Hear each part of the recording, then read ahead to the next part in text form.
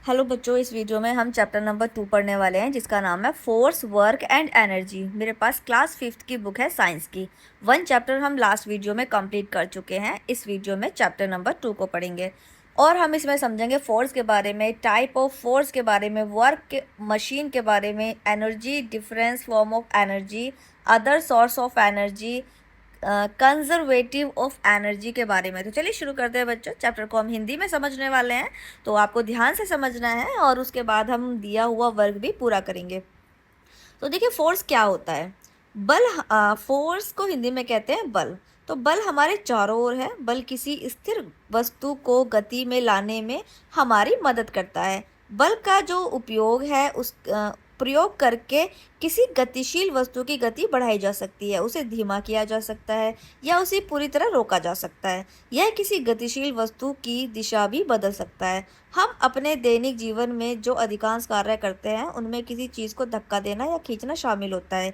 एक बल का उपयोग निम्नलिखित कार्यों के लिए किया जा सकता है: एक स्थिर वस्तु को गति में लाना, एक गतिशील वस्तु को रोकना, किसी गतिशील वस्तु की गति बढ़ाना, किसी गतिशील वस्तु की गति को धीमा करना, किसी गतिशील वस्तु की दिशा बदलना, किसी वस्तु का आकार या आकृति बदलना। तो देखिए, टाइप ऑफ फोर्स, फोर्स कितने प्रकार के होते हैं। तो बल जो है यानी फोर्स जो है वो कई प्रकार के होते हैं। जैसे मैग्नेटिक फोर्स, जब हम किसी चुंबक को लोहे की कीलों के पास लाते हैं तो चुंबक उन्हें आकर्षित करता है। ऐसा इसीलिए होता है क्योंकि चुंबक में एक बल होता है जो लोहे की कीलों को आकर्षित करता है। किसी वस्तु पर चुंबक द्वारा लगाए गए बल को चुंबकीय बल या चुंबकत्व कहते हैं। फ्रिक्शनल फोर्स, एक लुढ़कती हुई गेंद कुछ समय बाद क्यों रुक जाती है? यह घर्षण बल के कारण होता है। घर्षण बल किसी गतिशील वस्तु की गति को धीमा कर देता है। हम घर्षण बल के कारण ही चल पाते हैं। ग्रेविटेशनल फोर्स, हम जो कुछ भी ऊपर फेंकते हैं वह नीचे आता है। पके हुए फल हमेशा पेड़ों से जमीन पर गिरते हैं। हम एक निश्चित ऊंचाई से अधिक ऊपर नहीं कूद सकते। क्या आप जानते हैं क्यों? हमारी पृथ्वी पर वस्तु पर एक बल लगाती है। जो हमारी पृथ्वी है वो हर वस्तु पर एक बल लगाती है जो वस्तुओं को पृथ्वी के केंद्र की ओर आकर्षित करता है। इस बल को गुरुत्वाकर्षण या गुरुत्वाकर्षण बल कहते हैं। इलास्टिक फोर्स, एक खिंचा हुआ रबड़ बैंड छोड़े जाने पर अपनी मूल स्थिति के वापस आ जाता है, अपनी मूल स्थिति में वापस आ जाता है क्योंकि इसमें प्रत्यास्थ बल होता है। प्रत्यास्थ बल तब उत्पन्न होता है जब कोई वस्तु अपना आकार बदलती है। मैकेनिकल फोर्स, हम अपने दैनिक जीवन में विभिन्न कार्यों के लिए सरल औजारों का उपयोग करते हैं, जैसे चाकू, कैंची या बोतल खोलने वाला बोतल ओपनर। यांत्रिक बल वह बल है जिसमें विभिन्न प्रकार के कार्यों को पूरा करने के लिए सरल औजारों का उपयोग किया जाता है, उसे मैकेनिकल फोर्स कहते हैं। वर्क, एक मेज पर एक किताब रखें। अब किताब को मेज के किनारे की तरफ खिसकाएं। आप किताब को हिलाने के लिए बल लगाते हैं। जब भी कोई बल किसी वस्तु को बल की दिशा में गति कर देता है तो कार्य होता है। जब आप किताब को मेज पर हिलाते हैं तो यह आपका कार्य करते हैं। तो आप कार्य करते हैं। हम जितना कार्य करते हैं वह इस बात पर निर्भर करता है कि हम कितना बल लगाते हैं और वस्तु कितनी दूर तक जाती है। यदि किसी वस्तु पर लगाया गया बल उसे हिलाता नहीं है तो कोई कार्य नहीं होता है। बगल के चित्र में लड़के को देखें। यह लड़का कार्य नहीं कर पा रहा है क्योंकि वह दीवार को दूरी तक हिला नहीं पा रहा है। मशीन वे उपकरण हैं जो हमारे काम को कम मेहनत के साथ आसान और तेज बनाने में मदद करती हैं। कुछ मशीनें सरल होती हैं। वे मुख्य रूप से मस्कुलर फोर्स का उपयोग करती हैं। कंपाउंड या जटिल मशीनों में 2 या 2 से अधिक सरल मशीनें एक साथ काम करती हैं। वे ऊर्जा बनाने के लिए बिजली या ईंधन का उपयोग करती हैं। एक मशीन उपयोगी उद्देश्य के लिए बल की मात्रा, गति या दिशा बदल सकती है। इस प्रकार सरल मशीन एक ऐसा उपकरण है जो हमारे काम को आसान और तेज बनाता है। कैंची, चाकू, मिट्टी और पकड़ यानी टोंग सरल मशीनों के कुछ उदाहरण हैं। सरल मशीनों को लीवर, पहिया और wheels and axle, pulley, wedge, झुका हुआ तल, इंक्लाइंड प्लेन, स्क्रू के रूप में वर्गीकृत किया गया है। लीवर एक सरल मशीन है। लीवर एक कठोर छड़ होती है जो एक निश्चित बिंदु के चारों ओर घूम सकती है। इस बिंदु को फुलक्रम कहते हैं। जिस वजन को उठाना है उसे लोड कहते हैं। लगाए गए बल को एफर्ट कहते हैं। लीवर कम मेहनत में किसी चीज़ को उठाने या हिलाने में मदद करता है। पुली, पुली में एक पहिया होता है जिसके किनारे पर खांचा होता है जिसमें रस्सी या चैन होती है। पुली का उपयोग भारी वजन उठाने के लिए किया जाता है। रस्सी के एक सिरे पर बल लगाया जाता है जबकि दूसरा सिरा वजन को थामता है।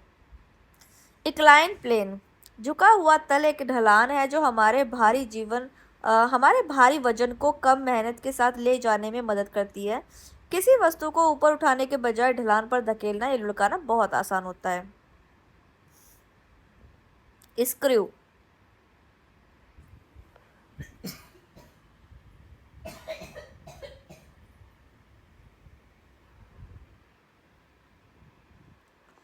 पेच या स्क्रू जो है, पेच मतलब पेच एक सरल मशीन है जो खांचेदार कील जैसी दिखती है। इसमें धागों के साथ एक घुमावदार किनारा होता है। यह वास्तव में एक छड़ के चारों ओर लिपटा हुआ झुका हुआ तल है। यह चीज़ों को एक साथ रखने में मददगार है। व्हील एंड एक्सल, हम जानते हैं कि पहियों का वजन को धक्का देना उसे उठाकर ले जाने से आसान है, लेकिन पहिया अपने आप में एक सरल मशीन नहीं है। यह तब एक सरल मशीन बनती है जब इसमें एक छड़ी या धुरा छुड़ा जुड़ा होता है। एनर्जी, ऊर्जा एक सामान्य शब्द है। एनर्जी मतलब ऊर्जा, जिसका उपयोग हम अपने दैनिक जीवन में करते हैं। ऊर्जा पाने के लिए हम भोजन करते हैं। हमें विभिन्न प्रकार के कार्य करने के लिए ऊर्जा की आवश्यकता होती है। कुछ समय तक काम करने के बाद हम थक जाते हैं। यदि हमारे शरीर में ऊर्जा नहीं बचती तो हमें लगता है कि हमारे पास और काम करने की क्षमता नहीं है। इससे हम समझते हैं कि ऊर्जा और कार्य करना संबंधित है। Difference form of energy, mechanical energy, यांत्रिक ऊर्जा वह ऊर्जा है जो किसी वस्तु में उसकी गति या स्थिति के कारण होती है। इलेक्ट्रिकल एनर्जी, जो ऊर्जा हमें विद्युत धारा यानी इलेक्ट्रिक करंट से मिलती है उसे विद्युतीय ऊर्जा कहते हैं। हीट एनर्जी, ऊर्जा का सबसे महत्वपूर्ण रूप उसमें ऊर्जा है। वाइंड एनर्जी, पवन ऊर्जा प्रचुर नवीनीकरण व्यापक रूप से वितरित स्वच्छ और प्रदूषण मुक्त है। सोलर एनर्जी, सूर्य की ऊर्जा को सौर ऊर्जा कहते हैं। मैग्नेटिक एनर्जी, चुंबक में भी ऊर्जा होती है। साउंड एनर्जी, ध्वनि एक ठोस तरल या गैस के माध्यम से प्रसारित कंपन है। अदर सोर्स ऑफ एनर्जी, हमारे देश में गोबर का भारी मात्रा में उपयोग उपले बनाने और खाना पकाने व पानी गर्म करने के लिए जलाया जाता है। यदि गोबर को पानी में साथ मिलाया जाए तो यह एक बायोगैस या गोबर गैस नामक गैस पैदा करता है। कंजर्वेशन ऑफ एनर्जी, हम अपनी ऊर्जा की आवश्यकता के लिए मुख्य रूप से जीवाश्म ईंधन पर निर्भर है। जीवाश्म ईंधन ऊर्जा के अनवीकरणीय स्रोत है। इनका भंडार सीमित है, इसीलिए हमें उपलब्ध ऊर्जा स्रोतों को संरक्षित करना सीखना चाहिए। हमें ऊर्जा के वैकल्पिक स्रोत खोजने होंगे। हमें सूर्य, जल, पवन और बायोगैस जैसे नवीकरणीय ऊर्जा स्रोत का उपयोग करना चाहिए। यहाँ पर ये चैप्टर हो गया है पूरा। आई होप आपको एनर्जीज़ के बारे में और काफ़ी सारी चीज़ें इसमें बताई हैं। Difference forms of energy, mechanical energy, electrical energy, heat energy, wind energy, solar energy, magnetic energy, sound energy and machines के बारे में बताया, वर्क के बारे में बताया है, mechanical force, elastic force, gravitational force, frictional force, magnetic force के बारे में आपको बताया गया है। आई होप आपको समझ में आ गया होगा। तो अब हम करेंगे इसका दिया हुआ बुक वर्क, जिसमें सबसे पहले यहाँ पर दिए हुए हैं टिक द करेक्ट ऑप्शन जल्दी से फिल कर लीजिए। और इसके बाद है fill in the blanks, fill कर लीजिए। ट्रू फॉल्स दिए गए हैं, फिल कर लीजिए। इसके बाद क्वेश्चंस के आंसर है, ये भी आप नोट कर लीजिएगा। इसी के साथ में चैप्टर नंबर 2 भी पूरा हो गया है। आने वाली अगली नेक्स्ट वीडियो में हम चैप्टर नंबर 3 को पढ़ेंगे, जिसमें हम पढ़ेंगे एनिमल्स के बारे में।